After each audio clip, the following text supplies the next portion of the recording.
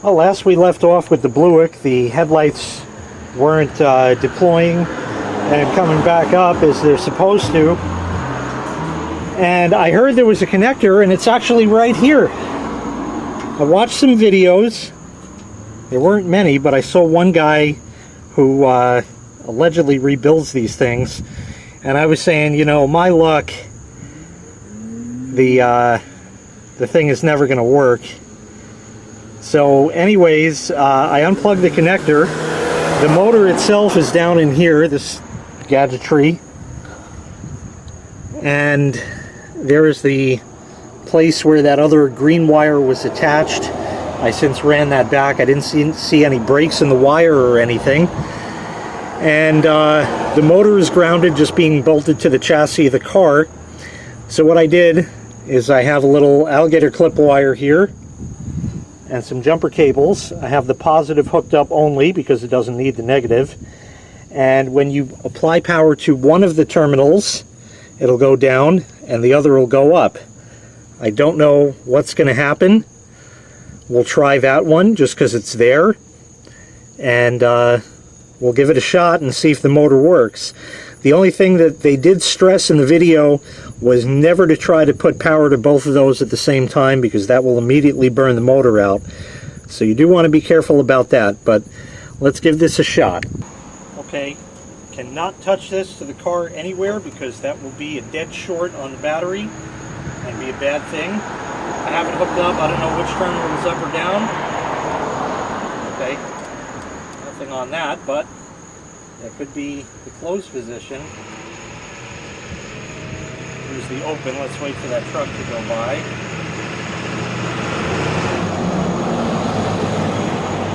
I'm just going to blip it. Oh! Nice! It worked! It fucking worked! Let's put it on the other terminal. Oh yeah! So it's just a wiring issue.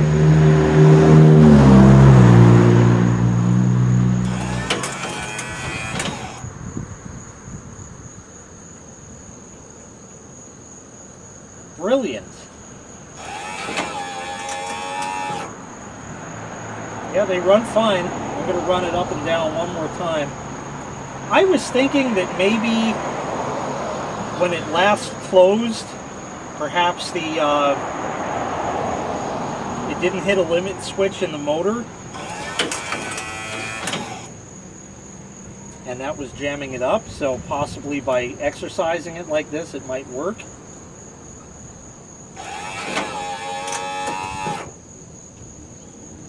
Okay, that's good. So let me disconnect this jumper cable just in case anything were to happen.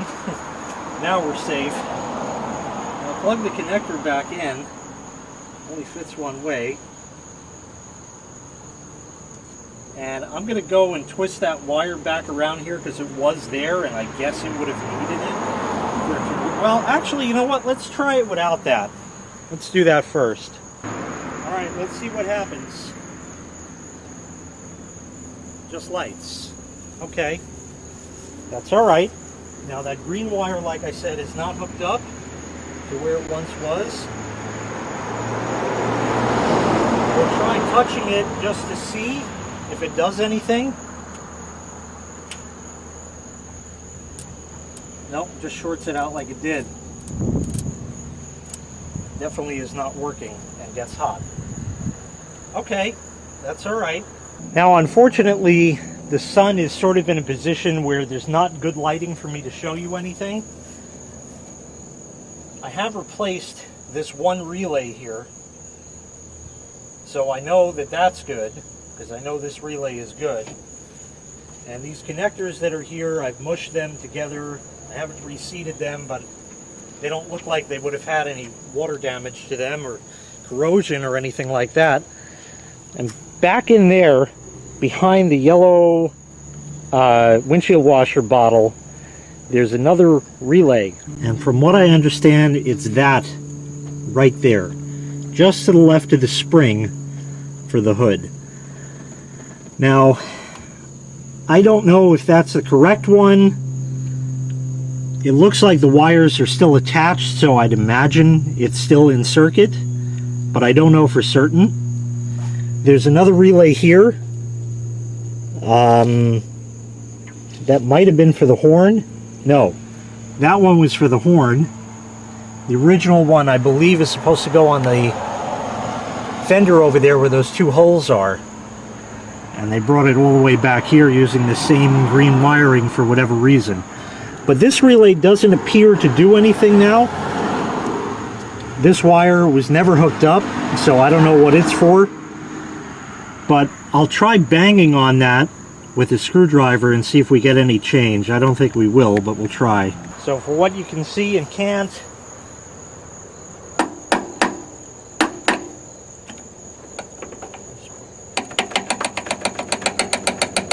hoses and shit in the way, but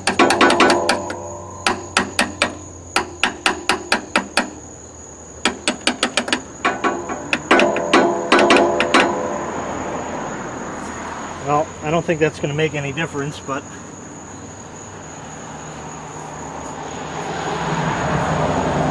give it a shot now.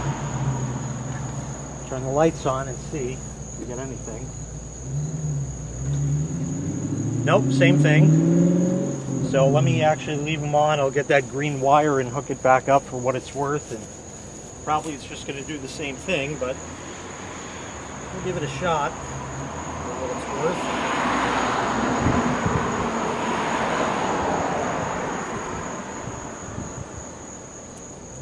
Yeah, same thing, just gets hot and that's it. So there is some sort of wiring issue that needs to be worked out. The relay might be suspect, so we'll have to see about that. I'm not going to look into that right now. I just like to know that the headlights they can go down if I need them to. So for when it's time for inspection, at least I can have that done, and they can say, you know, they can't say that, oh, your headlights don't go down, so whatever. They don't have to go up and down for it to pass. They just have to turn on. So if I can get them down manually and turn them on, at least I know that I don't have to worry about that. So at least that has saved me so far. So there is certainly some sort of wiring issue that will need to be looked at in the future. But as of right now, that's pretty much where it stands. I really have not driven the car since I got the carbonator done and it stalled out on me like it did. I'm almost scared of it. I do need to bring it for an oil change back to the place that did the engine rebuild, and I'll see what they have to say for what it's worth.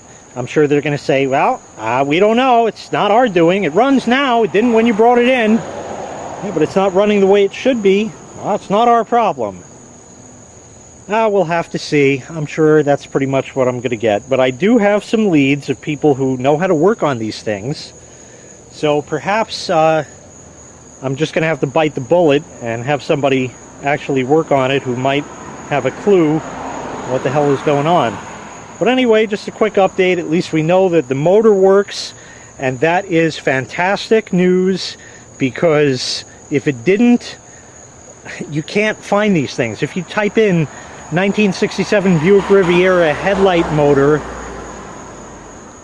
or headlight motor replacement, you'll see all these different ones that are there, but the problem is none of them are for this car.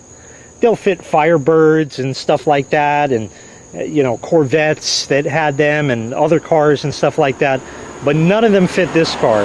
And the only thing I found on eBay was a guy who was selling the entire front grille with the motor and the headlight assembly, the whole 9 yards like that, and that was $595 shipped. No thank you. So anyways, at least we know that the motor still is good, and I thank God for that, because otherwise this would have been really one of the final nails in this car's coffin.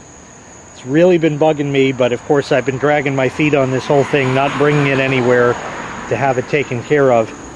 Anyway, enough babbling. At least we found out some good news for a change, that the headlight motor is still good. So thank you for watching. Make sure you click like, make sure you click subscribe, and take care. We'll see you next time. Bye-bye. Oh, and while we're at it, I also had a problem with the door lock over here. I put the key in, but it wouldn't turn. It would go in fine, but it would not turn. And copious amounts of WD-40 and playing with it got that solved. So at least it was just a simple lubrication issue, which I normally do every spring, and I have done, but this year it just decided to jam up like that, but at least that's sorted out as well.